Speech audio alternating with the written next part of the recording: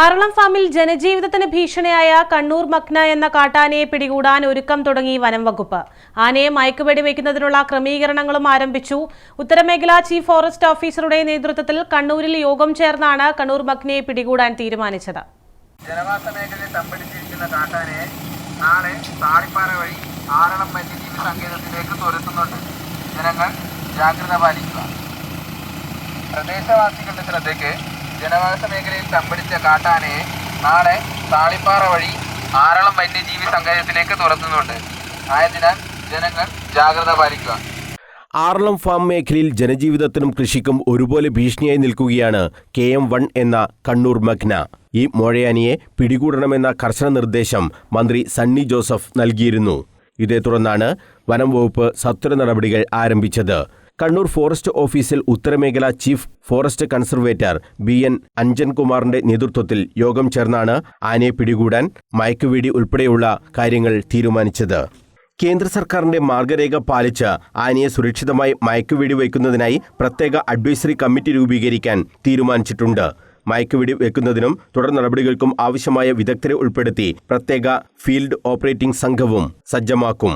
മയക്കുവെടി വയ്ക്കുന്നതിന് മുന്നോടിയായി കാട്ടാനയുടെ ആരോഗ്യനിലയും നിലവിലെ സ്വഭാവരീതികളും വിശദമായി വിലയിരുത്തുന്നതിനായി RRT veterinary surgeon doctor Ilyas റാവുത്തറുടെ നേതൃത്വത്തിലുള്ള പ്രത്യേക സംഘം ചൊവ്വാഴ്ച മുതൽ ആറളം മേഖലയിൽ നേരിട്ട് നിരീക്ഷണവും നടത്തും. ഇതിനുള്ള എല്ലാ ക്രമീകരണങ്ങളും പൂർത്തിയായിട്ടുണ്ടെന്ന് കണ്ണൂർ DFO K സജി മാധ്യമങ്ങളോട് പറഞ്ഞു. ആദ്യം ചെയ്യുന്നത് ഈ മോഴയാനയെ നിരീക്ഷിക്കുക എന്നുള്ളതാണ്. നിരീക്ഷിച്ച് അതിൻ്റെ ഹെൽത്ത് മറ്റു കാര്യങ്ങളെല്ലാം നിരീക്ഷിച്ച ശേഷം ഫർദർ നടപടികൾ ആരംഭിക്കുന്നതാണ്. ഈ പ്രോസസ്സിന് സാധാരണഗതിയിൽ 2 ആഴ്ച മുതൽ ഈ ഒരു മിനിമം 2 ആഴ്ചയെങ്കിലും എടുക്കും. എത്ര കാലം എടുക്കും എന്നുള്ളത് പറയാൻ പറ്റില്ല. എത്രയും പെട്ടെന്ന് തീർക്കുന്നത് തന്നെയാണ് നമുക്കും താല്പര്യം.